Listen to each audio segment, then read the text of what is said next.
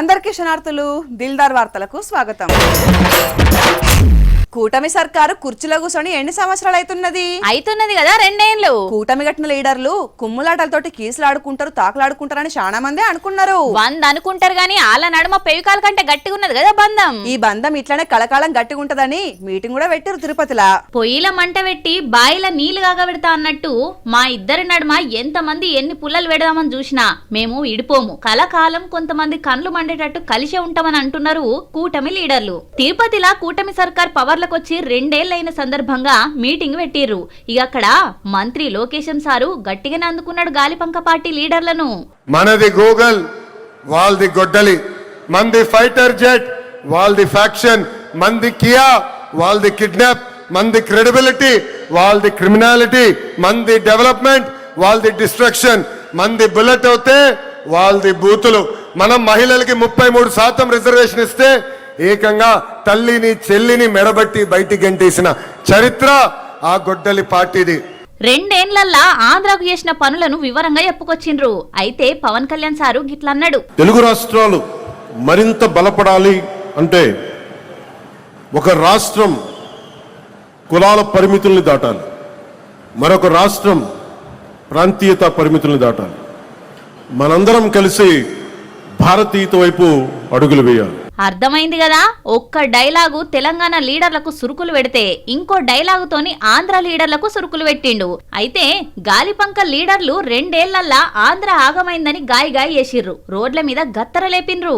ఈ రాష్ట్రంలో జరుగుతున్నటువంటి ప్రతి దాన్ని కూడా ఈ రాష్ట్రంలో అప్పులు కుప్పగా మార్చినటువంటి చంద్రబాబు నాయుడు ఇవాళ 5 సంవత్సరాల్లో రైట్ రాయల్ గా జగన్మోహన్ రెడ్డి గారు ఎన్నైతే అప్పు చేశారో దానికి డబుల్ అప్పు ఇవాళకి 2 సంవత్సరాల్లో చేయగలిగారంటేనే అర్థమవుతా ఉంది.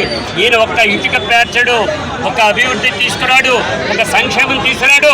ఆయనకి తెలిసిందల్లా తెల్లా లేచి పడుకునేదాకా జగన్నామ స్మరణ తప్ప మరొకట్లేదు.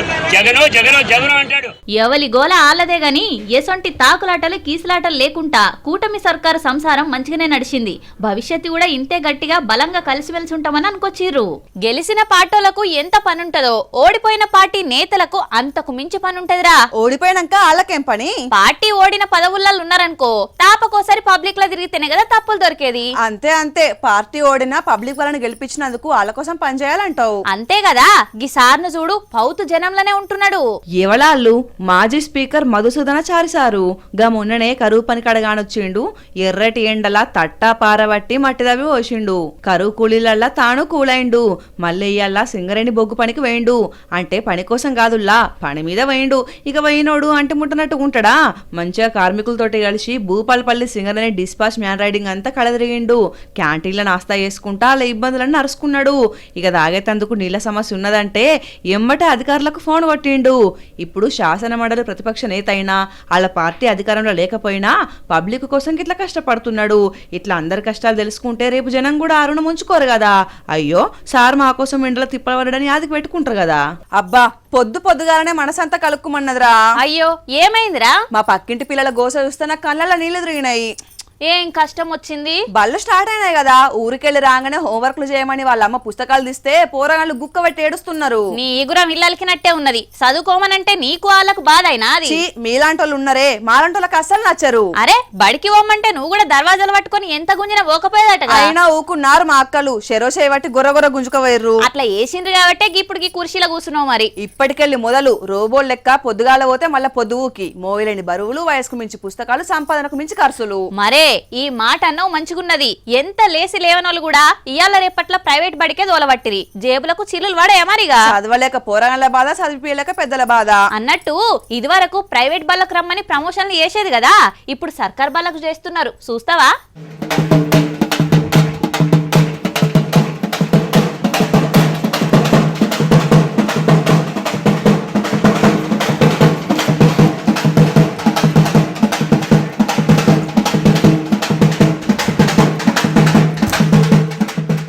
రండి రండి రండి దయచేయండి, తమరి రాక మాకెంతో సంతోషం సుమండి.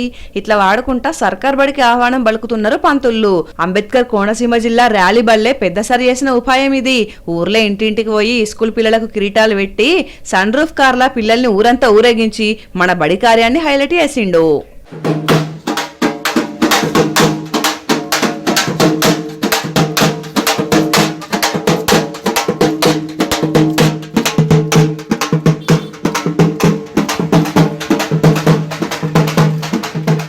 అన్ని సవలతులుండగా ప్రైవేట్ బళ్ళు ఎందుకు దండగా అని గవర్నమెంట్ స్కూళ్లను విద్యను ఇట్లా ప్రమోషన్ చేస్తున్నాడు అన్నట్టు.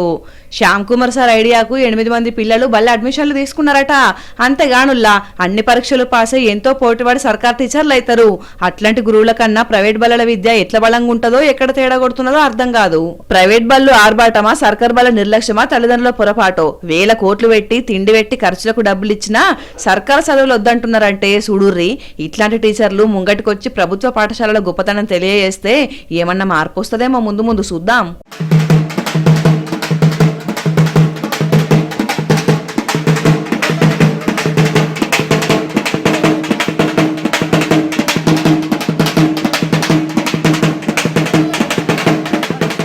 అరే ఖమ్మం జిల్లాలో ఓ మారుమూల గ్రామానికి చాలా కష్టం వచ్చిందిరా. అయ్యో పాపం, ఏమైంది? వాళ్ళ గోస చెప్పుతే రామాయణం అయితది, తీస్తే భాగవతం అయితది.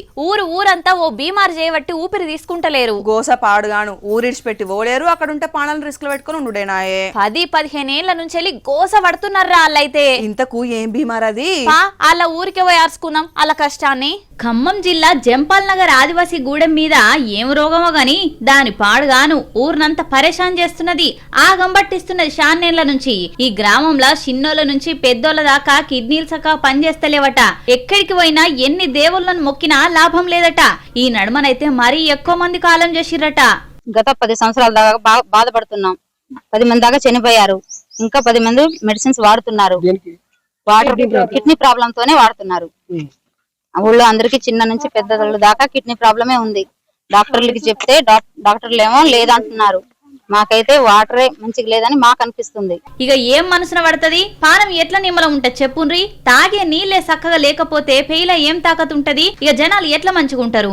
ఎంతమంది డాక్టర్లకు చూపెట్టినా, ఎన్ని హెల్త్ క్యాంపులు పెట్టినా పానం అయితే మంచిగా ఉంటలేదట. పాపం ఈ అక్కోళ్ళ మామ మొన్నట్లనే కాలం చేసిండట. పెద్దోళ్ళకి కూడా నడు నొప్పితోనే కిడ్నీ ప్రాబ్లం అన్నారు.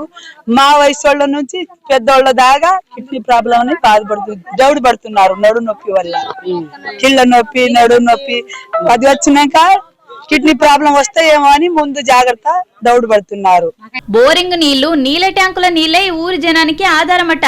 ఈ నీళ్లు చేయబట్టే మేము మా ఊరి జనం ఆగమైతున్నామని అంటున్నారు. త్రిమూర్తుల సొంటి మంత్రులు గీ జిల్లాలనే ఉన్నారు. జర ఈ జంపాల్ నగర్ ఆదివాసీ పబ్లిక్ ను ఈ బాధ నుంచి బయట పడేయండి సారు. ఇక నేను కాలేజీకి పోతారా? క్యారేజ్ కట్టుకుని ఆఫీసులకు రావాల్సిన వయసులా బ్యాగ్ వేసుకుని మళ్ళా పుస్తకాలు పట్టుకుంటావా? పట్టుకుంటా. ఈ సమాజం నన్ను గేలి చేసిన, మా ఇంట్లో నీకు పిచ్చిలేసిందా అని గోల చేసిన, పుస్తకం పడతా, లాయర్ నైతా. షెర్ల నీళ్ళు పోయి షెర్ వెనక పడ్డాక మడి దడపాలని అన్నదట. నీ అసొంటిదే ఈడంతా పోయినాక లాయర్ అవుతుందట. లాయర్ అయినా లాయర్ కావాలంటే ముందుగా నువ్వు ఏం పాస్ కావాలన్నా తెలుసా? తెలియకపోతే తెలుసుకుంటా. న్యాయానికి అన్యాయానికి జరిగే పోరాటంలో నేను ఆరాట పడతా. నీ ఆరాటం ఆరువాళ్ళు, పోరాటం పారువాళ్ళని తెలుసు గాని ఎప్పుడో 43 ఏళ్లకు పట్టిన పుస్తకం మళ్ళా ఇన్నేళ్ల తర్వాత బట్టి లాయర్ చదవబోతున్నాడు గీ అన్న. పాంది చదువు మీద ఇంట్రెస్ట్ అంటే ఇగో గిది అని అంటారు. అందరి కోసం అప్పుడెప్పుడో పడుసుపురని వయసులనే పిస్తోల్ పట్టి అడవి బాట పట్టిన Devji alias Tippiri Tirupatanna inter pass అయిండుల్లా. షాన్నేళ్ల కింద 1983లా అన్న కాలేజీని తల్లిదండ్రులు నిడిచిపెట్టి అడవి బాట పట్టిండు. అప్పుడు అన్ని పరీక్షలు రాసిండట గాని తెలుగు సబ్జెక్ట్ ఒక్కటే మిగిలిందట. ఇక ఇప్పుడు గన్ నిడిచిపెట్టి మళ్ళా పెన్ను బట్టి జనజీవన స్రవంతిని మేలుకొల్పే బాట పట్టించేందుకు పరీక్ష రాస్తే సప్లిమెంటరీలా తెలుగులా 72 మార్కులు వచ్చినాయి. దీనికి ముందుగానే లాసెట్ కూడా రాసిండు. అందులో కూడా 349 ర్యాంక్ వచ్చింది. ఇంటర్లో అన్ని సబ్జెక్టులు వెళ్ళినాయి కాబట్టి ఇక అన్న నల్లకోట వేసుకున్న చదువుకోవచ్చు అన్నట్టు. చూడుండ్రి, 40 ఏళ్ల కింద పుస్తకాలు నిడిచిపెట్టిన వాళ్లకు చదువు ఏం గుర్తుంటది అని అంటారు. కానీ దేవ్జీ మాత్రం చదువును మర్చిపోలేదు. ఇష్టం ఉండాలి గాని ఈ పరీక్షలేంది ఎసొంటి పరీక్షలైనా జీవితంలో నెగ్గుకు రావచ్చు. నడుమింట్లో ఎవరైనా చదువు ఆపేసిన వాళ్ళు ఉంటే మళ్ళీ ఒయ్యిలు మరలేవురు అని అంటున్నారు అన్న కూడా. ఎంటికెలున్నమ్మా కొప్పు ఏటేసినా మంచిగానే ఉంటది కదరా. ఏ అది ఒక్కప్పటి మాట. ఇప్పుడు సౌరం ఉన్నమ్మ ఏ జడేసినా మంచిగానే ఉంటది. అంటే ఇప్పుడు నా సౌరం అని ఆడియన్స్ కు నొక్కి చెప్తున్నావు అంతేనా? ఓష్ని ఉన్నమాట అంటే ఊర్లుండనియర్ అన్నట్టే ఉన్నది కదా. ఆ మాటకొస్తే నీకు మాత్రం సందడి కూరలున్నట్టు పిలక జుట్టునే అటిన్ని ఇటిన్ని ఇడిచిపెడతావు అంతే కదా. ఇందుకే అనేది 30 జుట్లైనా కలిసి ఉంటది కానీ 3 సిక్కలు కలిసి ఉండరాని. అబ్బో ఇలా సామెతలు బాగా ఇస్తున్నావుగా. ఏహే నీతో ఒర్రాలంటే కనీసం 2 బిర్యానీలు తినాలి. నాతోటి కాదు గాని గా ఆటోలు ఎవలాళ్ళు వారిని మన బండన్న ఏందే పెద్ద పెద్ద బండ్లు ఇడిచిపెట్టి ఆటోలో తిరుగుతున్నావు? అయినా ఢిల్లీకి పోయిన కాంచెల్లి లోకల్లా తక్కువనే కానొస్తున్నావు అని అనుకుంటున్నాం. ఇక నిన్నయాల మళ్ళా గ్రౌండ్ లో కానొస్తున్నావు, అదే గ్రౌండ్ లెవెల్ తిరుగుతున్నావుగా. కరీంనగర్ లా రేకొండ పెద్దబడి చూసేతందుకని పోయిండు. ఇక మోడీ తాత పాలన 12 ఏళ్లు పూర్తి చేసుకునే యాళ్ళ స్వచ్ఛ పాఠశాల కార్యం అన్నట్టు. ఇక ఆడ ప్రోగ్రాం అయిపోగానే ఆటో వస్తావా అని అన్నాడు, ఎక్కి కూసున్నాడు.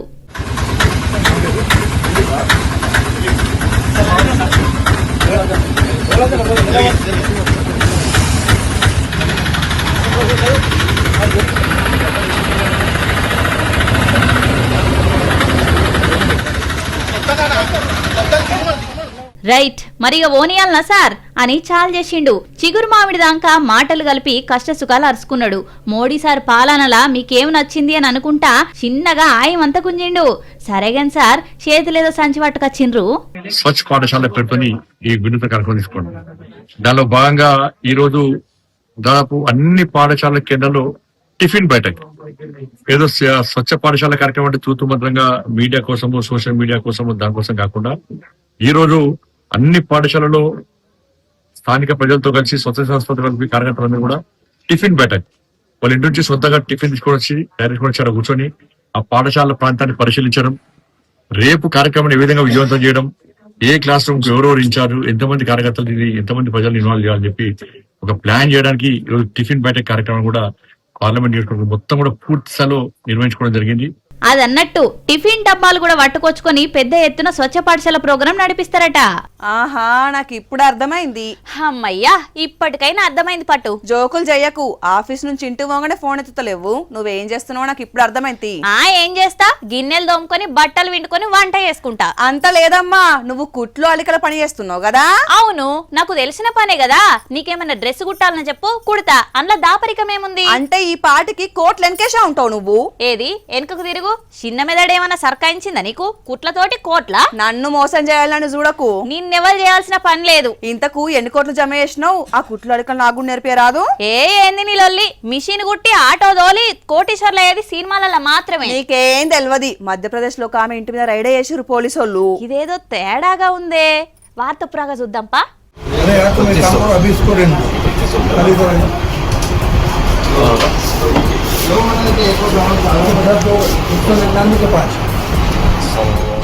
అబద్ధం ఆడినా అతికేటట్టుండాలి అంటారు. కానీ ఆఫీసర్ సార్ ఆడిన అబద్ధానికి ఆఫీసర్లకే నవ్వాలనో ఏడవాలనో అర్థం కాలేదట.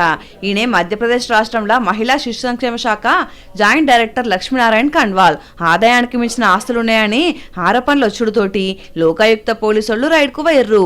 సోదాలు చేస్తే 11 కోట్ల విలువైన సొమ్ము దొరికింది. జీతబత్తాలు ఆదాయ వనరులు అన్ని లెక్కేసినా లెక్కకు పొంతన కుదురుతలేదు. మరెక్కడివి ఇవి అని అడిగిర్రు పోలీసులు. ఇంతవరకు సీరియస్ గానే ఉంది మ్యాటరు. మరి ఇవన్నీ ఎక్కడ సొమ్ములు ఎట్లొచ్చినాయని అడిగితే మా ఇంటామే కుట్లు అలికలతోటి కోట్లు కూడేసిందని అన్నాడట. కుటీర పరిశ్రమలో కూడా కోట్లు కూడబెట్టచ్చా అని నోరల్లో పెడతారు కావచ్చు ఎన్నో ఏళ్లుగా మిషన్ కుట్టేటోళ్ళు. పాపం టక్కుని అడిగేసరికి ఏం చెప్పాలనో అర్థం కాక అట్లా చెప్పినట్టున్నాడు. సార్ మాటలు నమ్మి ప్రొఫెషన్ మార్చుకొని మిషన్లు కొనుక్కున్నారు పుసుక్కున ఆయనత.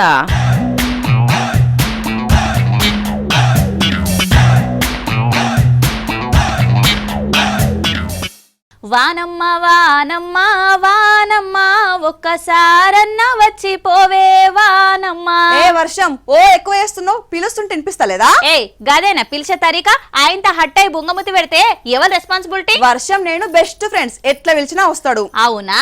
నెల రోజుల చెరువులు నిండకపోవాలే, నీ సంగతి చెప్తా ఉండు. నేను మొన్న పాట పాడినా ఋతుపవనాలు వచ్చినాయి. ఇప్పుడు పాట అందుకుంటే వానల వర వారుడే. ఇక నువ్వు వాడితే వస్తాడో రాదో తెలియదు గాని ఈ అక్కల పాటలకైతే కరుగుతాడని అనిపిస్తుంది. ఓ తాన గట్టిగానే పడుతున్నాడు గాని కొన్ని ఊర్లల్లా ఇంకా జాడలేడట. అందుకే ఉపాధి కూలీలు వానదేవుని దలుచుకుంటా బతుకమ్మలు ఆడినరు. తీసుకుపోయిన తట్టలే నడుమ పెట్టుకుని పాటలు వాడి వానదేవుని ప్రసన్నం చేసుకుంటున్నారు.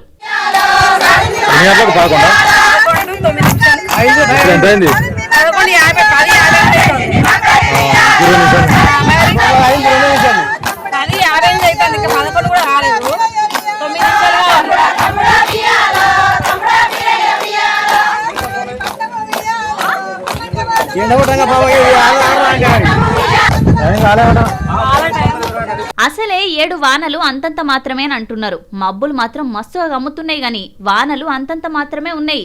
ఇలా రాగానికి గరిగి డబ్బున నేల మీదకి దునుకుతాడో చూడాలే వానదేవుడు.